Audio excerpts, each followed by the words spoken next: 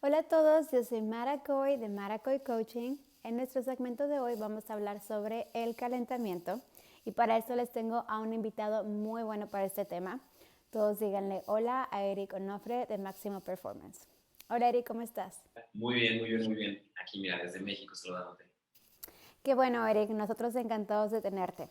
Y bueno, les voy a contar por qué seleccioné este tema.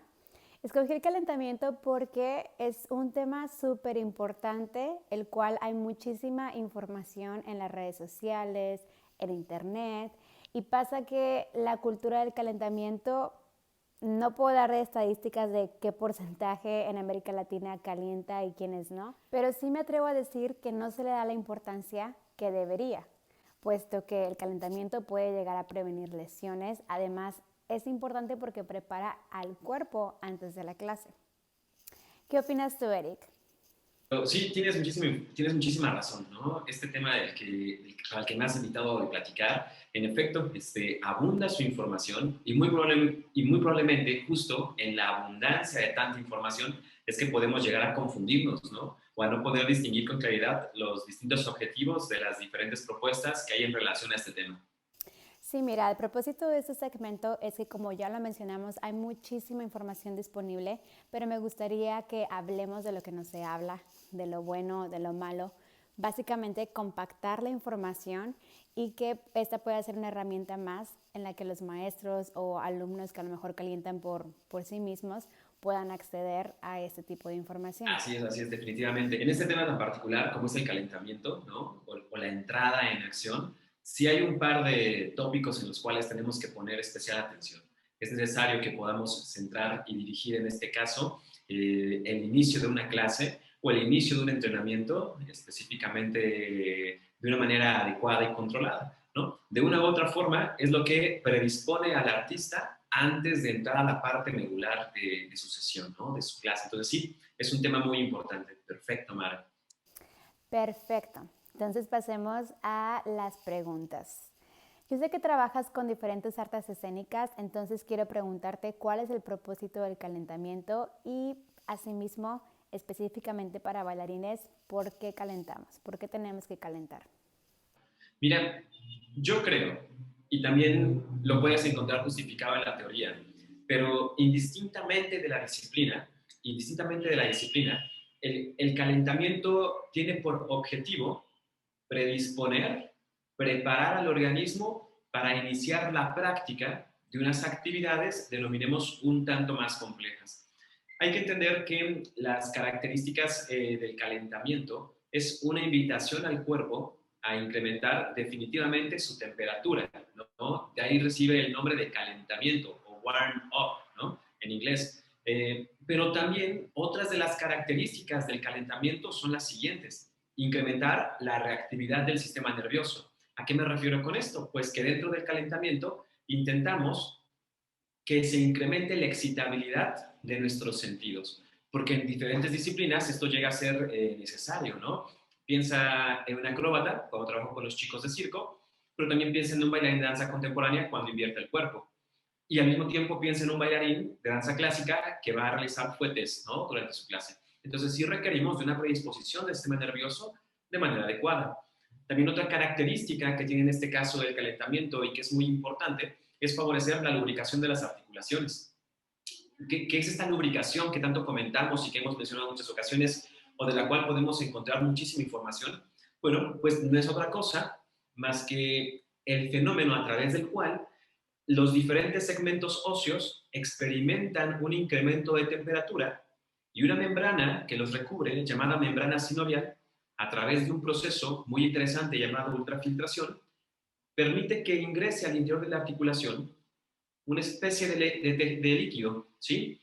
Que incrementa, por así decirlo, la capa viscosa del cartílago, incrementa que el cartílago incremente ligeramente su grosor y al mismo tiempo disminuye la fricción entre un segmento óseo y otro. Por eso se llama lubricación, ¿no? Justo como ponerle un poco de aceite a esa puerta que rechina, ¿sabes? Disminuye el roce directo entre un segmento metálico y otro, pero en el caso de nosotros disminuimos la fricción directa entre un hueso y otro.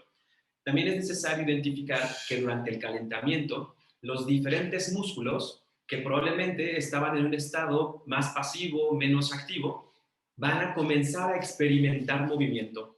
Y las membranas o las capas más externas del músculo, que denominamos fascias o miofascias, ¿sí? Van a empezar a experimentar fricción. ¿Y qué sucederá aquí? Bueno, al incrementar esta fricción, se comenzará a segregar una mayor cantidad de líquido fundamental. Un fluido que propiamente es agua, que se encuentra entre los tejidos y que permitiría de una u otra forma evitar que las membranas o los tejidos de nuestro cuerpo sufran una fricción importante y sufran un daño, ¿sí? También dentro del calentamiento es importante entender que se incrementa la frecuencia cardíaca y respiratoria, es decir, respiramos y late el corazón más veces, ¿sí? Normalmente lo tasamos por minutos, ¿no? Bueno, el incremento de esta frecuencia cardíaca invita de una u otra forma a que nuestros músculos empiecen a recibir un mayor aporte de oxígeno a través de la sangre, pero al mismo tiempo también nos permite que puedan cumplir con sus procesos metabólicos, ¿sí? De manera más sencilla. Entonces, si realmente le ponemos atención al calentamiento, es un fenómeno fisiológico bastante interesante, que sí tiene en este caso un valor bastante alto, pero sobre todo, creo que algo que es muy importante es entender que el calentamiento es una necesidad global en todas las disciplinas artísticas. Sin embargo, cada disciplina requiere de un grupo de características más específicas para el calentamiento. Y en el caso particular de la danza clásica, como era el inicio de tu pregunta, eh, definitivamente los bailarines, en sus diferentes disciplinas o danza clásica, requieren en este caso de un tipo particular de necesidades a cubrir durante el calentamiento a partir de los diferentes niveles de adaptación física que presentan los bailarines, ¿sí? Es decir, hay bailarines que gozan de aptitudes físicas más desarrolladas y otros que son quizá un poco más nobles. Por obvias razones, aunque la necesidad para el bailarín noble y para el bailarín profesional es calentar, ¿sí? Debemos ajustar el calentamiento a las capacidades físicas que cada uno de estos tiene. Quiero entonces mencionar también que habrá una particularidad, ¿no? En los calentamientos que apunten a los distintos niveles de formación artística. No recibiría la misma intensidad de calentamiento aquella persona que va a su primera clase como aquella persona que ya lleva un año o 2 años entrenando o practicando una disciplina. Creo que esas serían algunas de las particularidades y generalidades más específicas, Mara, respecto al calentamiento. Wow, la verdad que es un tema súper amplio y complejo y sinceramente no se le está dando la importancia que debería. Nos estás mencionando los procesos fisiológicos y biológicos que pasan en el cuerpo y la verdad que si se supiera más sobre esto, no se trataría el calentamiento como se le hace, de esa manera de que se lo saltan o lo ignoran. Oye, mientras nos platicabas sobre esto, por ahí mencionaste este proceso de lubricación. Como que en mi cabeza me hizo una relación y dije, oye, pues entonces creo que también interviene el qué tan hidratado está el bailarín, ¿no? Para estos procesos. Otra cosa que quiero preguntarte es, no sé, se me ocurrió esto mientras estabas platicando, pero ¿será que también afecte o que tenga que ver si se calienta en la mañana, si se calienta en la tarde? Tendrá que ver la hora y además de eso la temperatura del clima. Cuéntanos de esto. Sí, claro que sí. Mira, cómo hay muchos detalles, ¿no? Que cubrir respecto a un tema que, como tú dices, queda muy descuidado, ¿no? El calentamiento. Algo que hay que entender es que en el transcurso del día experimentamos de una u otra forma distintos fenómenos fisiológicos y también distintos fenómenos climáticos, pero también me atreví a decir que experimentamos distintos tipos de respuesta por parte de nuestro cuerpo cuando entrenamos a diferentes horas, ¿no? Algo que es importante entender es que durante las primeras horas del día, muy probablemente nuestro cuerpo está reiniciando, ¿sabes? Descansó durante mucho tiempo. Entonces el organismo está iniciando nuevamente su activación.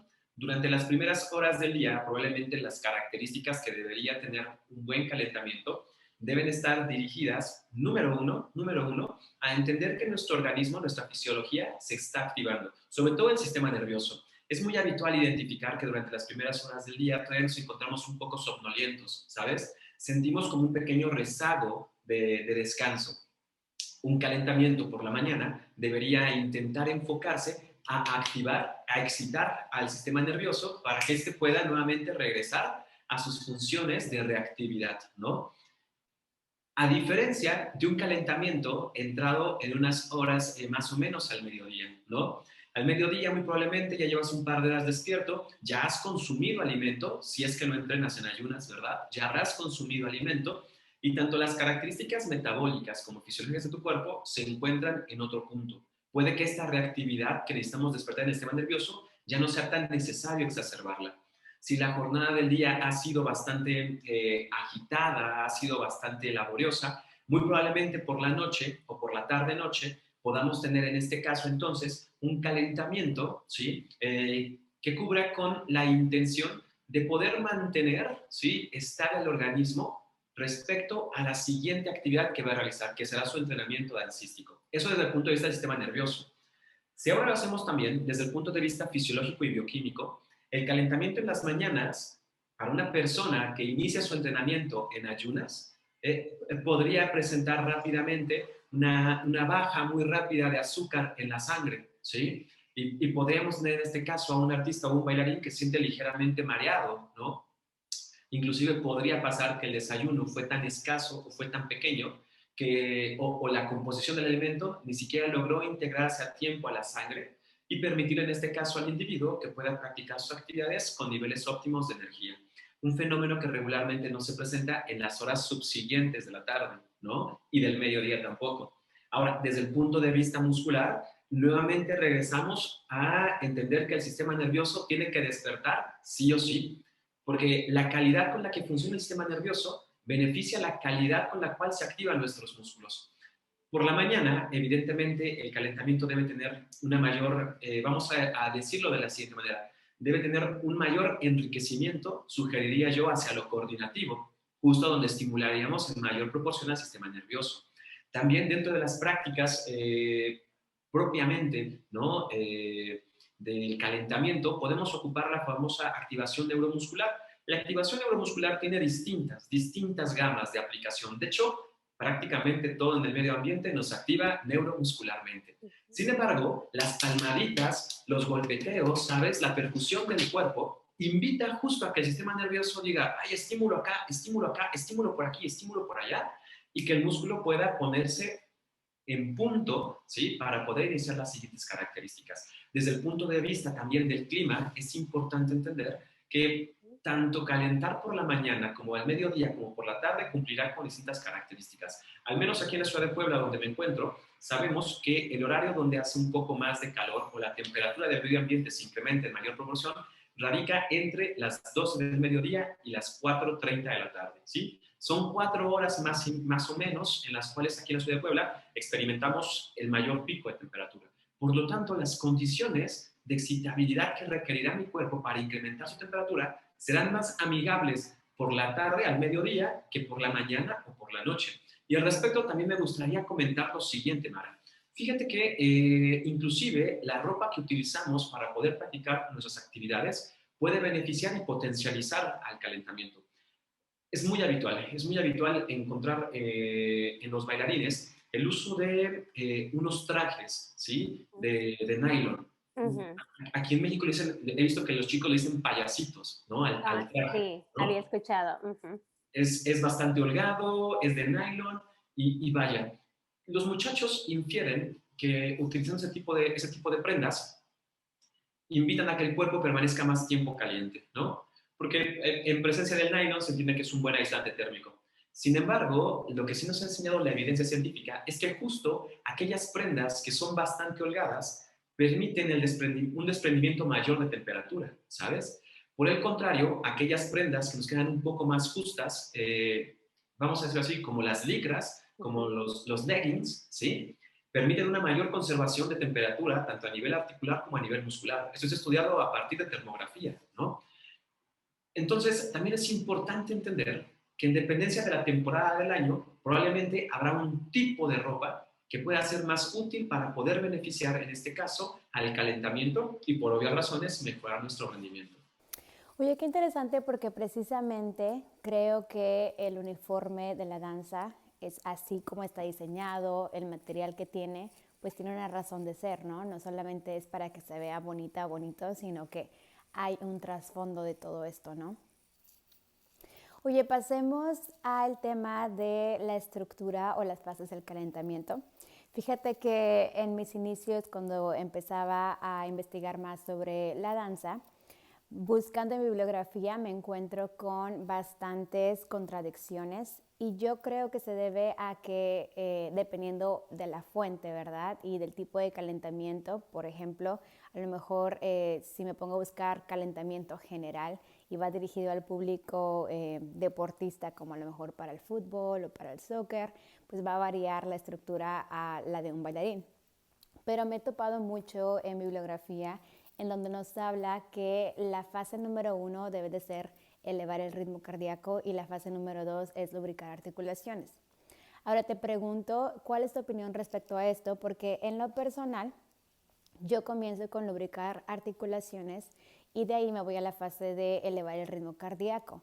¿Por qué? Porque me ha pasado que cuando lo tenía en el otro orden, pasaba que yo decía, ok, elevar el ritmo cardíaco y no siempre utilizo correr, obviamente, pero lo llegué a utilizar y pasaba que los alumnos no estaban listos para correr, a pesar de que la clase era ya en la tarde-noche y que uno piensa pues que las articulaciones ya están lubricadas, pero empezaban mucho, como que se sentían tensos en las articulaciones, empezaba a tronar todo, todo, todo. Entonces decidí cambiarlo, comenzar con lubricar y después elevar el ritmo cardíaco. ¿Cuál es tu opinión respecto a esto? Ok. Mira, algo que en definitiva encuentro como una necesidad y comparto contigo es que en efecto la fase de lubricación probablemente debe ser la primera, ¿sí? Probablemente debe ser la primera. Y depende también de la bibliografía que consultemos, ¿eh? Porque hay autores que proponen distintas, vamos a decir así, distintas metodologías para la asignación de un calentamiento apropiado y puede que no estén errados, solamente en este caso basan su metodología con especial atención a determinadas disciplinas, ¿no? Tomando ese punto como un ejemplo, también es importante identificar que puede haber una estructura distinta en el calentamiento y de igual manera seguir siendo beneficiosa. Lo que hay que entender es que la justificación del calentamiento radica en la fisiología humana, no radica en nuestras creencias, ¿no? Radica en la fisiología humana, en cómo se comporta tu cuerpo para poder realizar una actividad. Entonces, vamos a entender lo siguiente. Si iniciamos con la lubricación, la articulación se prepara para el movimiento. Y si después, por ejemplo, trotamos, podemos incrementar eficientemente la temperatura previo a una lubricación articular. Inclusive, si utilizamos algún tipo de dispositivo para poder medir con precisión, nos daremos cuenta que para estimar el incremento de la frecuencia cardíaca, ¿sí? El incremento de la frecuencia es, en este caso, ascendente, ¿sí? Y un poco más amigable si iniciamos con la lubricación y después con un trote. Por el contrario, si iniciamos con el trote y después con la lubricación, veremos esto, un pico y después bajará ligeramente. Porque si entendemos el orden de estas actividades, nos daremos cuenta que una es más pasiva que la otra, ¿sí? Probablemente el trote que realicemos no tiene la misma intensidad que tendrá la parte fundamental de la clase, pero puede que se involucre en este caso, por así decirlo, una intensidad media o una intensidad media-baja que agite un poco nuestro cuerpo. Yo sí comparto definitivamente, si el objetivo es incrementar la frecuencia cardíaca, promover la circulación en el cuerpo y activar a nuestro organismo progresivamente, definitivamente sería la idea de que primero es necesaria la lubricación y después quizá el trote. Ahora, también algo que es muy importante es entender que todos los movimientos que realizamos lubrican las articulaciones. Toma en cuenta lo siguiente, Mara. Por ejemplo, yo ahorita me encuentro sentado, ¿sí? Mientras estoy moviendo e intentando explicar con mis manos, estos pequeños movimientos invitan a que los huesos de mi mano sientan un poco esta fricción y se comiencen a lubricar. Un fenómeno que no está presentando con mis piernas, ¿sabes? Porque estoy quieto. Entonces, todos los movimientos que realizamos invitan a la lubricación, invitan a la lubricación. Ahora, también es importante entender que todos los movimientos que realizamos invitan al incremento de la frecuencia cardíaca, ¿sí? Trotar es una opción. Sin embargo, también hay otras variantes que podrían alternarse. Me podría subir a una máquina elíptica, Ujú. me podría poner a realizar sentadillas, desplantes, lagartijas, abdominales, dominadas, y también estaría invitando, ¿sí?, al incremento de la frecuencia cardíaca. Porque entre mayor es la frecuencia y la velocidad a la que realizamos nuestros movimientos, también mayor será el incremento de la frecuencia cardíaca y también, en este caso, será de manera muy importante identificar que junto con estos movimientos se incrementará la frecuencia respiratoria. Algo que es bien importante también entender, Mara, al hablar del calentamiento y específicamente de la parte de lubricación e incremento de la temperatura y frecuencia cardíaca, es saber cuánto tengo que incrementar mi frecuencia cardíaca, ¿sabes? Ujú. Porque te puedo decir, Mara, ponte a correr 2 horas y tu frecuencia cardíaca se No, va a sube. incrementar. Ujú, ¿Estás de acuerdo? ujú, sí. Sin embargo, justo en la práctica de la actividad física, justo en la práctica de las artes escénicas, la diferencia entre que un estímulo sea beneficioso y sea perjudicial para el organismo radica en su dosificación. Entonces, si hablamos de bailarines preprofesionales que muy probablemente tengan edades entre 16, 17 años y quizá 25, ¿no? Si fueran aquellos que lograron el nivel preprofesional o profesional ya muy tarde, por así decirlo, ¿no? En la actualidad, a partir de su rango de edad y de su frecuencia cardíaca máxima, su calentamiento debería encontrarse más o menos, en un estimado de entre unas 120 a 145, 140 pulsaciones por minuto. ¿Sí? Esa debería ser casi la franja en la cual deberíamos incrementar su frecuencia cardíaca. Pongamos un ejemplo. Justo hace un par de días yo estaba midiendo mi frecuencia cardíaca en reposo. La frecuencia cardíaca en reposo, desde el punto de vista de la actividad física y fisiológicamente hablando, está respaldada por al menos 8 horas continuas de sueño y medir la frecuencia inmediatamente cuando te despiertas, ¿no? Porque si hay sobreentrenamiento, hay una alteración en la frecuencia cardíaca al despertar. Es muy interesante, pero después platicamos de ese fenómeno. Pero hablando específicamente en la actividad física, podemos medir la frecuencia cardíaca en reposo de un bailarín, invitándolo a que esté en sedestación, tranquilo, en reposo, sentado como estoy yo, 10 minutos y después, ¡pum!, medimos la frecuencia cardíaca. Ahora tenemos muchos dispositivos. Probablemente un bailarín pueda tener una muy buena frecuencia cardíaca si está bien entrenado o la pueda tener muy alterada si se encuentra sobreentrenado, ¿eh? Ujú. Yo, en mi caso particular, hace un par de días la medí y estaba en 70, ¿no? Ok, 70 pulsaciones. Supongamos que yo soy ese bailarín, ¿sí? Tengo 70 pulsaciones por minuto. Significa que cuando yo haga mis ejercicios de calentamiento, si logro incrementar mi frecuencia al menos hasta 125, 130, estoy en el punto óptimo para justificar mi calentamiento. Y si empiezo a acercarme al límite superior de 140 o 145, significa que ya estoy empezando a trasladar la actividad física que estoy realizando a otro nivel de intensidad, que no es el que busca el calentamiento, ¿sabes? Exacto. Entonces, también es muy importante identificar hasta dónde estoy haciendo un calentamiento y dónde estoy probablemente haciendo un entrenamiento de resistencia, un entrenamiento anaeróbico o aeróbico. Es importante entender todo eso, ¿no? Precisamente, Eric, hace poco estaba leyendo un artículo en donde hablaba de exactamente ese punto que tú tocaste, de cómo a la hora de realizar el calentamiento o de estructurarlo, hay que tener bien en cuenta que el calentamiento es para preparar y el entrenamiento pues ya es otra cosa, ¿no? Entonces que no se vaya a cruzar esa línea, porque pasa de que estás calentando y de repente ya sentiste que pasó a un entrenamiento, ¿no? Oye, otra cosa, hablemos de duración. Pienso que no es lo mismo cuando estructuramos un calentamiento para una clase que cuando estructuramos uno para una función, ¿no? ¿Por qué? Porque nuestra clase es progresiva. Empezamos calentamiento, a veces piso, barra, centro, diagonales. Entonces creo que si el calentamiento dura alrededor de 15-20 minutos y pues nos vamos progresivamente, el bailarín va a estar seguro.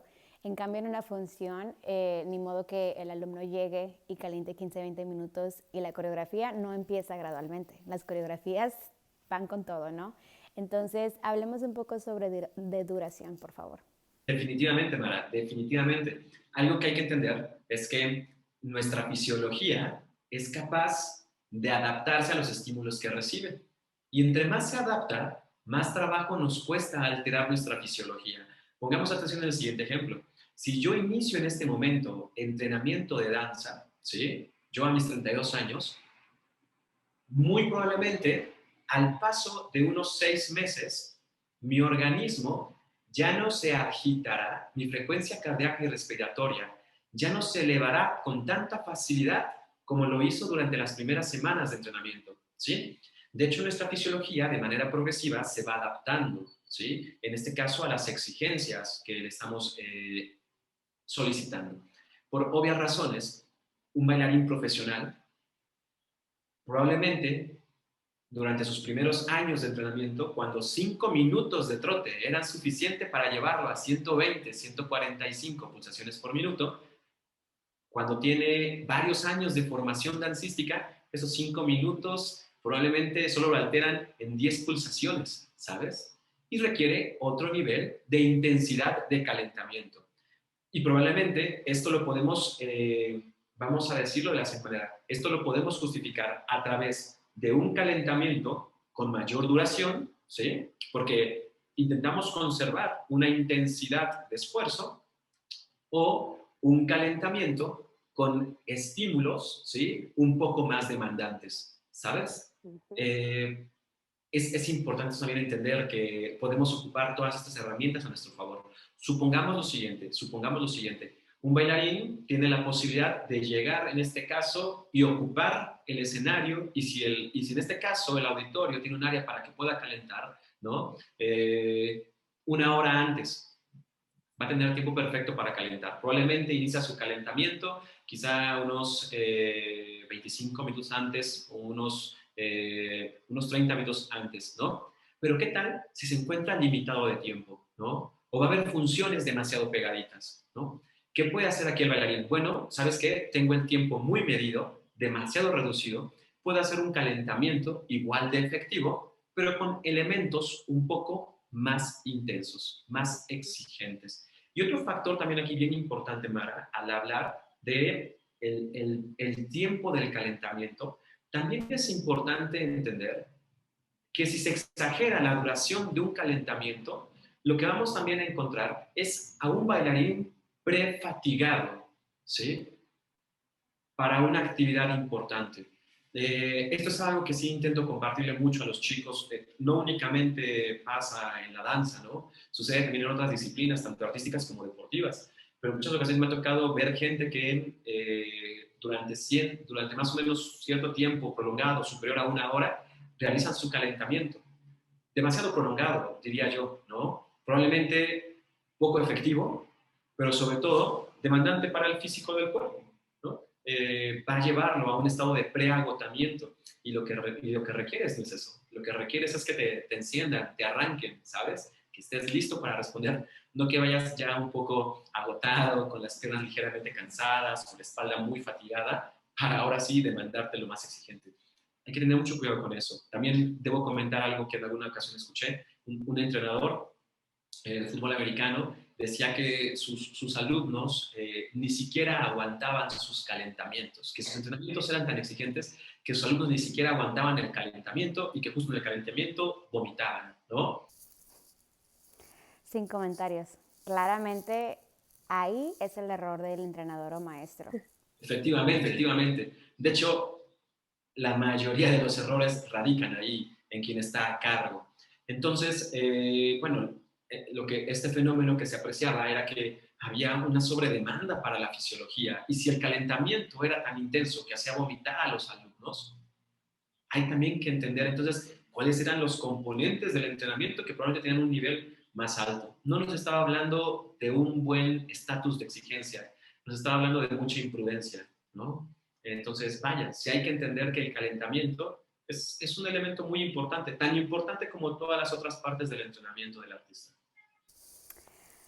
Quiero hacer un comentario sobre eso. Lamentablemente existen algunos maestros que son muy rígidos en su estructura, son muy rígidos en su enseñanza y se jactan de ello. y creen que entre más hacen sufrir a sus alumnos, ellos ganan puntos, como si mayor sufrimiento significara soy mejor, ¿no?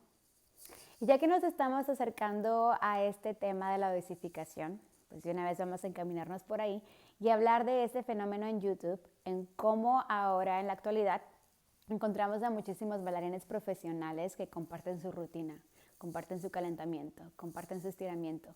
¿Qué consejos deberían de tomar aquellos maestros, aquellos alumnos que se acercan a esta herramienta que es tan valiosa como también puede llegar a ser peligrosa, ¿no? ¿Qué consejos, qué puntos deben de tomar en cuenta antes de tomar el calentamiento así tal cual lo vieron en YouTube?